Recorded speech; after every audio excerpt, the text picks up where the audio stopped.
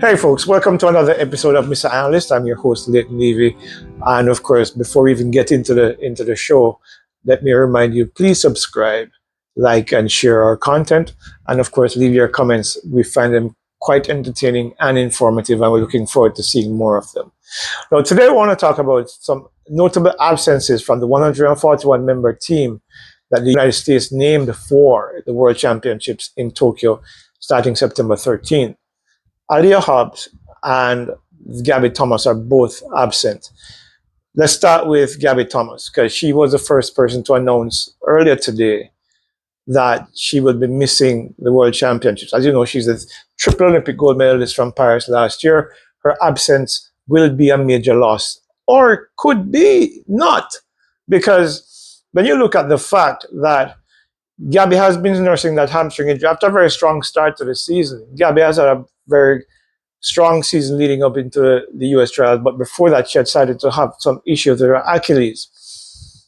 Her absence now brings in Brittany Brown, who, of course, won the by winning the Diamond League last week, and it brings in Mackenzie Long, who, outside of Julian Alfred and Melissa Jefferson Wooden, is the third fastest in the world this year at 21.93. So that potentially makes them stronger because, assuming that they're healthier than Gabby Thomas, it makes them a stronger team along with Nanivia Battle and, of course, Melissa Jefferson Wooden, who is one of the favorites to win the 200 title as well. So that potentially makes the United States team or the individual team stronger for the 200 meters, and it makes the life for people like Dina Asher Smith, Marie Jose Talou, and our Jamaica's Sharika Jackson that much more difficult to get into the final, and well, not necessarily get into the final, but certainly to get onto the podium.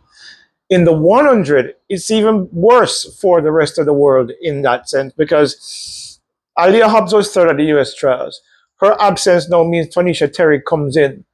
What that means is that Tanisha Terry is a lot more experienced than anybody else on the US team, and she's a consistent teenage sprinter. She also makes the relay team a lot stronger as well, because guess what? All four women representing the United States in the 100 meters are coached by Dennis Mitchell. The defending champion, who is Shakira Richardson, Melissa Jefferson, the US champion, Tanisha Terry, and Kalia White. That familiarity and the comfort of knowing that their teammates are around them makes them that much more confident of doing well if they make up the final four of the relay. So you're looking at potentially the United States team, despite those injuries, have gotten a little bit stronger for the World Championships, and that's an ominous sign for the rest of the world. Now, look, we already established people are saying we are picking medals, but we're not. We're looking at the data in front of us that Melissa Jefferson is probably the favorite for the 100 based on her multiple times of 10.65 so far this season, along with Julian Alfred from St. Lucia. Similarly, in the 200, Julian Alfred 21.71 is the fastest time in the world. Melissa Jefferson's second fastest in 21.84. Right now, in terms of those numbers, those two ladies are likely to share the gold and silver medals in both events. So therefore, with these athletes now coming in as replacements for an injured Gabby Thomas and an injured, I'm assuming injured Aleia Hobbs, makes the US team that much stronger for the World Championships in Tokyo. What are your thoughts? What do you think? Do you agree with me, or do you believe that their absences make the US team weaker? Until next time, this is Leighton Levy saying thank you so much for continuing to watch Mr. Analyst. Of course, remember to subscribe, like, and share our content.